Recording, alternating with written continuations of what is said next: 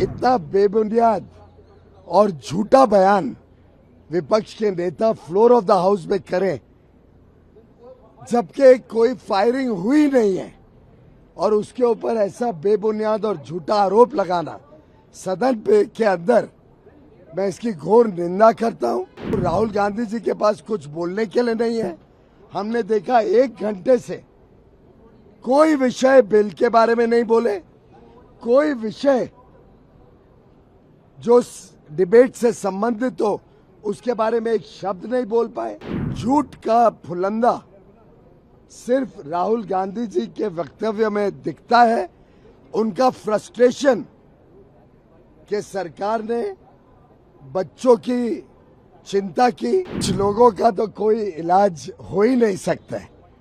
इतना बेबुनियाद और झूठा बयान विपक्ष के नेता फ्लोर ऑफ द हाउस में करें, जबकि कोई फायरिंग हुई नहीं है और उसके ऊपर ऐसा बेबुनियाद और झूठा आरोप लगाना सदन के अंदर, मैं इसकी घोर निंदा करता हूं।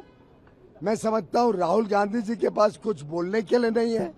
हमने देखा 1 घंटे से कोई विषय बिल के बारे में नहीं बोले, कोई विषय जो डिबेट से संबंधित हो उसके बारे में एक शब्द नहीं बोल पाए। झूठ का फुलंदा सिर्फ राहुल गांधी जी के वक्तव्य में दिखता है।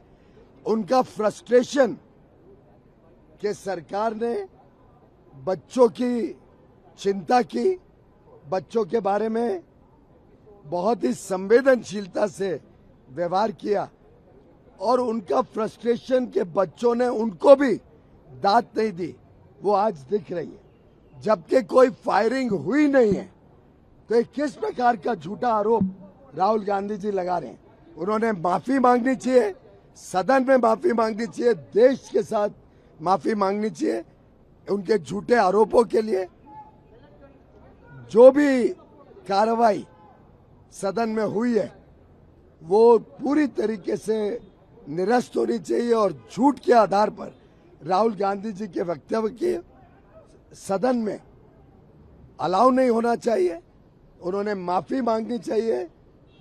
ये घोर मिसयूज है सदन का जो राहुल गांधी जी कर रहे हैं। पहली बार नहीं है, वो कई बार ऐसा कर चुके हैं, बार बार वो करते रहते हैं, पर क्या सबक नहीं सीखते? क्योंकि झूठ बोलना सदन के अंदर, वो क्या है कि वो अभी तक अपनी बार बार जो हार हो रही है उसको पचा नहीं पा रहे। जनता उनको लगातार पराजय दे रही है। उनको समझ नहीं आ रहा है कि जनता उनसे नाखुश है।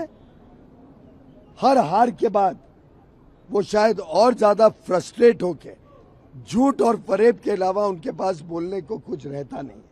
सर, आरएसएस पर भी गंभीर आरोप लगाए हैं राहुल गांधी ने कि शिक्षा मंत्रालय कितनी बेबुनियाद बातें आज उन्होंने हाउस में की हैं। राष्ट्रीय स्वयंसेवक संघ एक सामाजिक सोशो कल्चरल ऑर्गेनाइजेशन है और शिक्षा मंत्रालय रूल्स पर चलता है। शिक्षा विभाग की अपनी पूरी व्यवस्थाएं हैं, अफसर उसकी सब व्यवस्थाओं की देखरेख करते हैं और हमारी सरकार देश में एक अच्छी व्यवस्थाओं को स्थापित करने में जुटी हुई है। इनकी तरह नहीं कि बाहर से एक नेशनल एडवाइजरी काउंसिल और extra constitutional authority Sonia Gandhi ji की तरह इनकी सरकार चलाए। इनको अभी तक वही याद है जो कारनामे वो खुद किया करते थे और शायद इसीलिए वो समझ नहीं पाते हैं कि सरकार व्यवस्थित तरीके से कैसे चलती है।